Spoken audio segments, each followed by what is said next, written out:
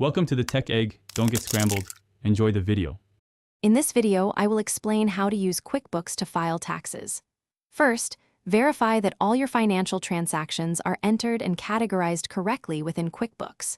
This foundational step is crucial for accurate tax reporting.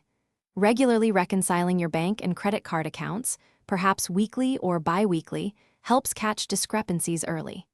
This ensures your financial records are complete and ready for tax preparation, saving you significant time and potential headaches later on. Organizing your data effectively is key to a smooth tax season. QuickBooks Chart of Accounts allows you to classify every transaction, ensuring expenses like office supplies, utilities, and even mileage are correctly attributed. Remember to keep personal and business finances entirely separate. This clarity is invaluable. For example, tracking every business mile driven can lead to significant deductions, potentially saving hundreds or even thousands of dollars on your tax bill. QuickBooks offers powerful reporting tools essential for tax filing.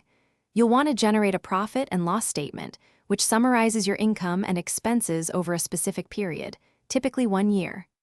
A balance sheet provides a snapshot of your company's financial health, showing assets, liabilities, and equity. Additionally, a general ledger report offers a detailed breakdown of every transaction, which can be incredibly useful for review or if an auditor has questions. Before filing, meticulously review all your QuickBooks reports for any errors or omissions. It's always wise to have a second pair of eyes, perhaps a tax professional, especially for more complex business structures or significant changes. QuickBooks allows you to easily export your financial data, such as a Schedule C report, directly to your tax preparer or into tax preparation software. This streamlined process helps ensure an accurate and timely tax submission. Thanks for watching. Consider subscribing if I helped unscramble your problems.